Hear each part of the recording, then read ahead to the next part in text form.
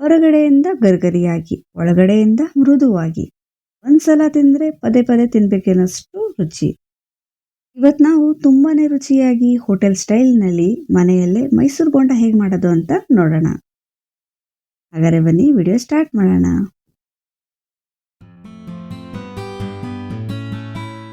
ಮೊದಲಿಗೆ ಒಂದು ದೊಡ್ಡ ಮಿಕ್ಸಿಂಗ್ ಬೌಲಲ್ಲಿ 1 ಕಪ್ ಮೊಸರು ಹಾಕೋತಾ ಇದ್ದೀನಿ. ಇದ್ರ ಜೊತೆಗೆ ನೀರು ಸೇರಿಸ್ಕೊತಾ ಇದ್ದೀನಿ. ಇದು ಅರ್ಧ ಕಪ್ಗಿಂತ ಕಮ್ಮಿ, 1/4 ಕಪ್ಗಿಂತ ಚೂರು ಜಾಸ್ತಿ ಇದೆ.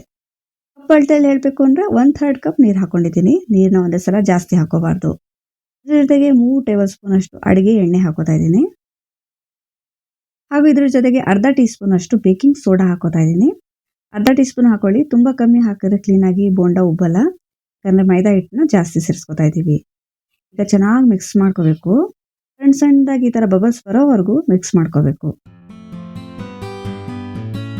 ನೋಡಿ, ಚೆನ್ನಾಗಿ ಮಿಕ್ಸ್ ಮಾಡ್ತಾ ಇದರಲ್ಲಿ ಸಣ್ಣ ಸಣ್ಣದಾಗಿ ಬಬಲ್ಸ್ ಕಾಣಿಸ್ಕೊಳ್ಳುತ್ತೆ ಈ ಥರ. ಇವಾಗ ಇದಕ್ಕೆ ಮೈದಾ ಹಿಟ್ಟು ಸೇರಿಸ್ಕೊಳ್ಳೋಣ. ನಾನು 2 ಕಪ್ ಅಷ್ಟು ಮೈದಾ ಹಿಟ್ಟು ಹಾಕೋತಾ ಇದ್ದೀನಿ.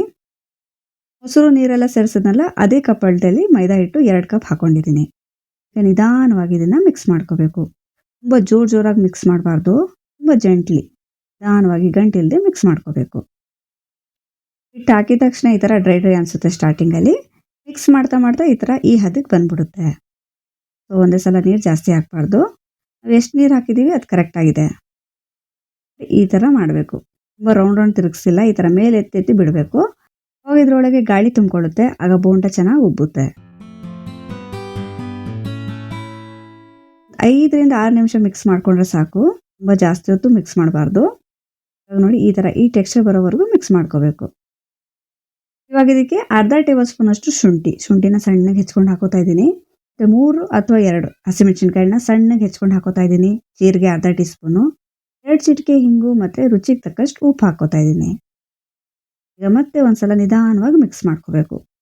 ಮತ್ತೆ ಜೋರಾಗಿ ಮಿಕ್ಸ್ ಮಾಡಬಾರ್ದು, ಹಾಗೂ ತುಂಬ ಜಾಸ್ತಿ ಹೊತ್ತು ಮಿಕ್ಸ್ ಮಾಡಬಾರ್ದು. ಒಂದ್ಸಲ ಮಿಕ್ಸ್ ಮಾಡಿ ಬಿಟ್ಬಿಡ್ಬೇಕು.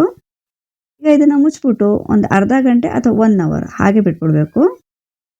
ಟೈಮ್ ಜಾಸ್ತಿ ಇಲ್ಲ ಅಂದರೆ ಬರೀ ಅರ್ಧ ಗಂಟೆ ಬಿಟ್ಟರು ಸಾಕು, ಚೆನ್ನಾಗಿ ಬರುತ್ತೆ ಬೋಂಡ. ಇವಾಗ 1/4 ಗಂಟೆ ಆಗಿದೆ. ಈಗ ನೋಡಿ, ಈ ಹದದಲ್ಲಿ ಇದೆ. ಇದು ಪರ್ಫೆಕ್ಟ್ ಆಗಿದೆ ಟೆಕ್ಸ್ಚರು.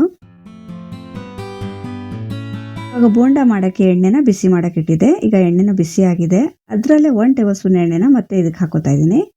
ಒಂದ್ಸಲ ಮತ್ತೆ ಮಿಕ್ಸ್ ಮಾಡ್ಕೊಳ್ಳೋಣ. ಮೊದಲು 3 ಟೇಬಲ್ ಸ್ಪೂನ್ ಎಣ್ಣೆ ಹಾಕಿದ್ವಿ, ಈಗ 1 ಟೇಬಲ್ ಸ್ಪೂನ್ ಎಣ್ಣೆ, ಟೋಟಲ್ 4 ಟೇಬಲ್ ಸ್ಪೂನ್ ಎಣ್ಣೆ ಹಾಕಬೇಕಾಗುತ್ತೆ. ಲಾಸ್ಟಲ್ಲಿ 1 ಸ್ಪೂನ್ ಬಿಸಿ ಎಣ್ಣೆ ಈ ಥರ ಹಾಕಿದಾಗ ಬೋಂಡ ತುಂಬ ಗರಿಗರಿಯಾಗಿ ಬರುತ್ತೆ.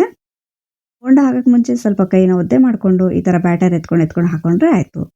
ಬೇಕಾದ್ರೆ ನೀವು ಸ್ಪೂನಿಂದ ಕೂಡ ಹಾಕೋಬೋದು.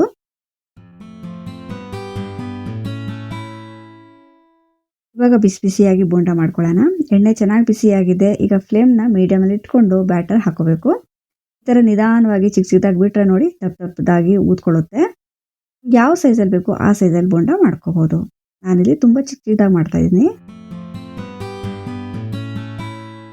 ಎಲ್ಲ ಬೋಂಡಗಳನ್ನ ಎಣ್ಣೆಗೆ ಹಾಕಿದ್ಮೇಲೆ ಕಂಟಿನ್ಯೂಸ್ ಆಗಿ ಈ ಥರ ಮಿಕ್ಸ್ ಮಾಡ್ತಾ ನಾವು ಕರಿಬೇಕು. ಇಲ್ಲಾಂದರೆ ಒಂದೇ ಸೈಡ್ ಕಲರ್ ಬರುತ್ತೆ, ಒಂದು ಸೈಡ್ ಹಾಗೆ ವೈಟ್ ಉಳ್ಕೊಬಿಡುತ್ತೆ. ನಾವು ಗುಲಾಬ್ ಜಾಮೂನ್ ಫ್ರೈ ಮಾಡ್ತೀವಲ್ಲ, ಅದೇ ರೀತಿಲಿ ಮಾಡ್ಕೋಬೇಕು.